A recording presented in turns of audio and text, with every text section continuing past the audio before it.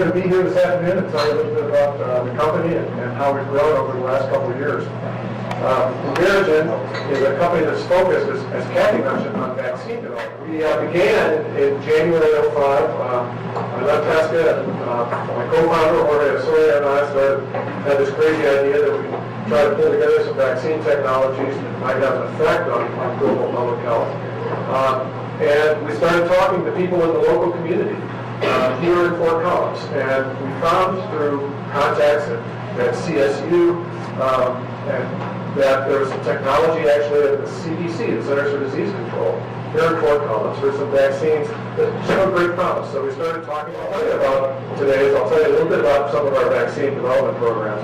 We'll also talk a little bit about our unique strategy and our business plan, which is a novel way of trying to bring these vaccines to market worldwide with actually as little capital investment as possible. We've also been quite successful to date. We've raised about $5.5 million in grants and seed funding. We'll talk a little bit more about that in a minute. This is the management team. It's myself and Jorge Osorio. It's my co-founder, and then Paul Hedman really helped us get off the ground, and he's still a director on our board. The three of us have all worked together at Pesca Corporation. So again, this is who you know and who you work with and who you're very comfortable with. So we've got a terrific management team. We've got a wonderful scientific advisory board with a lot of expertise in these kinds of diseases, starting with Barry Beatty here at Colorado State University, and then Dwayne Gubler, who's a former director of the CDC here in Fort Collins. So you see the Fort Collins connection up front and center. I'll tell you a little bit now about some of the diseases and some of the technologies we're using to try to prevent them. Our lead vaccine is for a disease called dengue fever. How many people here have heard about dengue fever?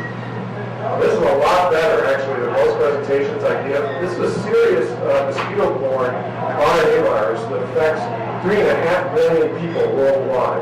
3.5 billion people live in countries where dengue is a problem. That's roughly half the world's population. Every year, the WHO hears up. They're all reported to the WHO 50 to 100 million cases. There are 500 cases of the most severe form of this disease. So what is dengue? How does it affect you? Dengue fever is a really nasty fever. It's very debilitating. It's a high fever. It's actually associated with a lot of bone and joint pain. That fever, however, can go away on its own. Your body raises a very good immune response to this virus and eventually clears it in about 7 days.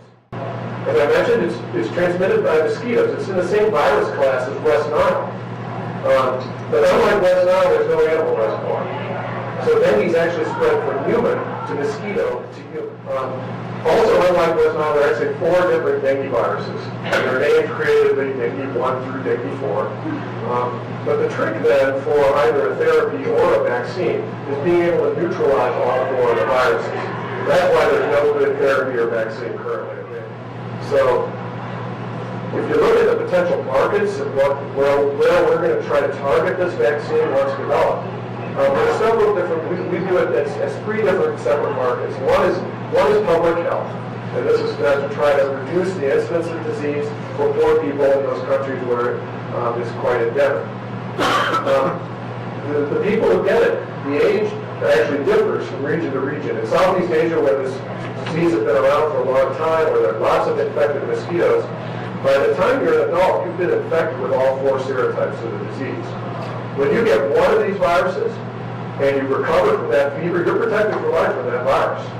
The problem is that you're not protected from the 2nd, 3rd, or 4th virus. But if as an adult you've been exposed to all 4, you're never going to get the disease. So the disease is actually a disease of children. As they get exposed to mosquitoes and get bitten, and they get exposed to the virus, they can get the severe forms.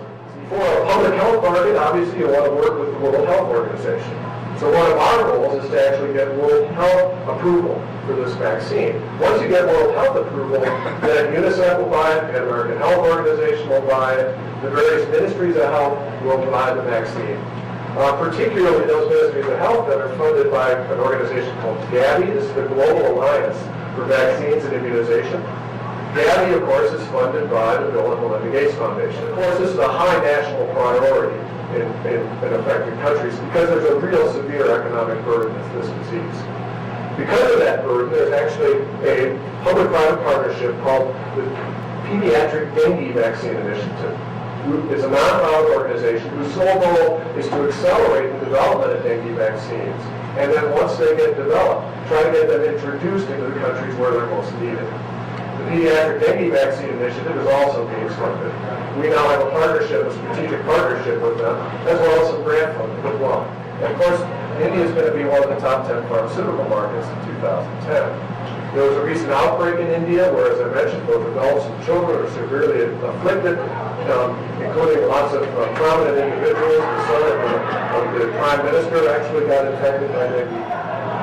So the technology, as I mentioned, that we licensed came from the Centers for Disease Control. The Division of Vector-Borne Infectious Diseases is here in Fort Collins. So every disease that's transmitted by a mosquito, a flea, a tick, a vector, an insect vector, is studied here in Fort Collins. And this shows some early clinical trial data in humans where they see with a single dose of the vaccine, you see very high antibody levels to this virus. These antibodies will actually neutralize the virus and inactivate it. And this is exactly what you want to see for a protective vaccine.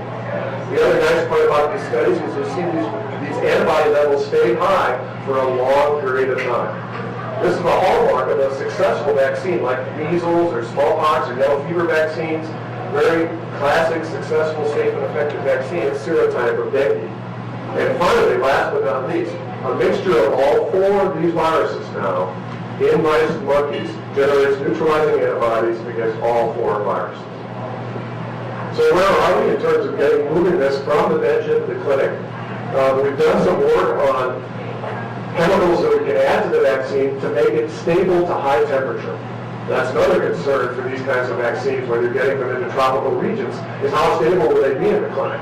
If you resuspend them, can they continue to use those vaccines in a clinic situation? So those are very key reagents. We now have those. We sequence the entire genome of each of those vaccines at the CDC, so they're well characterized. And we've now generated the vaccine preparations and have begun trying to get through all the preclinical testing we need.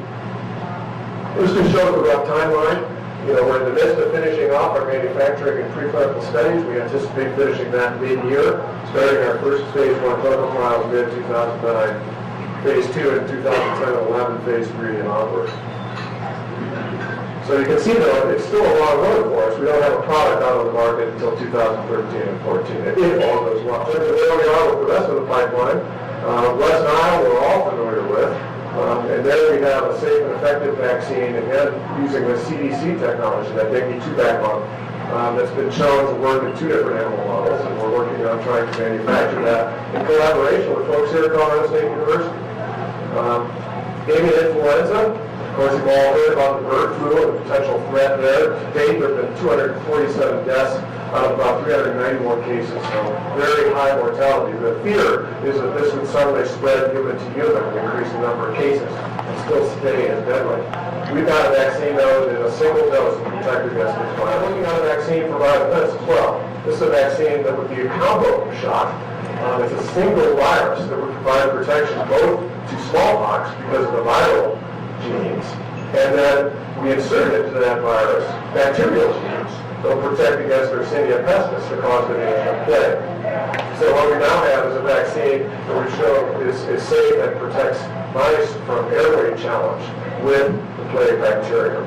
And that could be great for biodefense, for homeland security, and for stockpiling purposes. And of course, there's the opportunity. Vaccines have always been the most cost-effective means of preventing disease, of treating disease as well. And our main goal here, of course, is to improve public health worldwide. So thanks for your attention. I appreciate the interest.